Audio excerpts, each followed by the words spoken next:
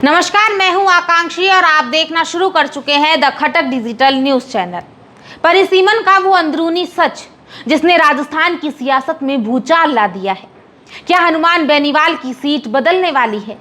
क्या दुष्यंत सिंह को नई जमीन तलाशनी होगी? और क्या सचिन पायलट के लिए दिल्ली का रास्ता एक बार फिर उनकी पारंपरिक सीट से साफ होने जा रहा है?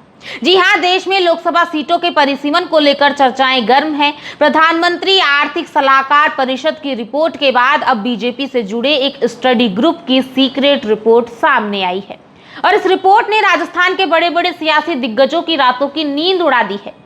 अब आते हैं इस अंदरूनी गणित पर जो इस रिपोर्ट में छिपा है।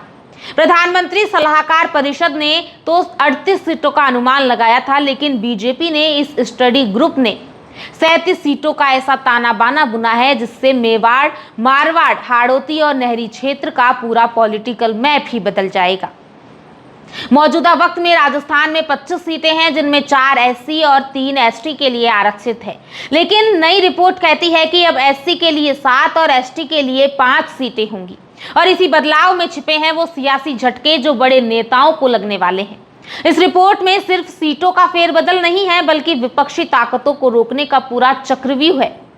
दक्षिण राजस्थान में भारत आदिवासी पार्टी यानी बीएपी के बढ़ते प्रभाव को रोकने के लिए बीजेपी स्टडी ग्रुप ने एक बड़ा दांव चला है।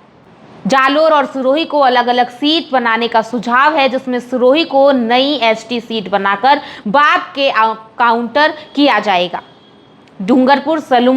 डूंगरपुर सीट में उदयपुर की सलुंबर विधानसभा को जोड़कर वहां भी आदिवासी समीकरणों को रीबैलेंस करने की रणनीति है। इसके अलावा जयपुर ग्रामीण में दूदू को जोड़ने और राजसमंद में उदयपुर की मावली और वल्लभनगर विधानसभा को शामिल करने का भी प्रस्ताव है। लेकिन रुकिए, जहां कुछ नेताओं के समीकरण बिगड़ रहे हैं, वहीं कुछ के लिए बंद पड़े रास्ते दोबारा खुल रहे हैं।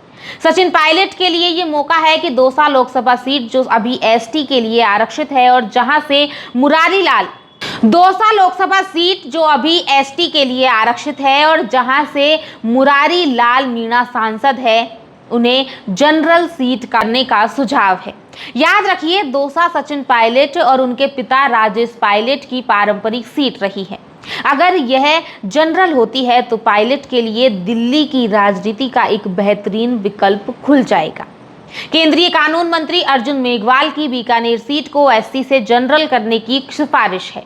सीट ओपन होते ही बीजेपी और कांग्रेस दोनों तरफ से दावेदारों की बाढ़ आना तय है। गौर करने वाली बात यह है दोस्तों कि पीएम सलाहकार परिषद ने अपनी रिपोर्ट में बड़े चेहरों जैसे ओम बिरला, भूपेंद्र यादव या फिर बेनीवाल की सीटों में बदलाव ना करने की बात कही थी, लेकिन बीजेपी के स्टडी ग्रुप में ये रिपोर्ट बिल्कुल उलट है।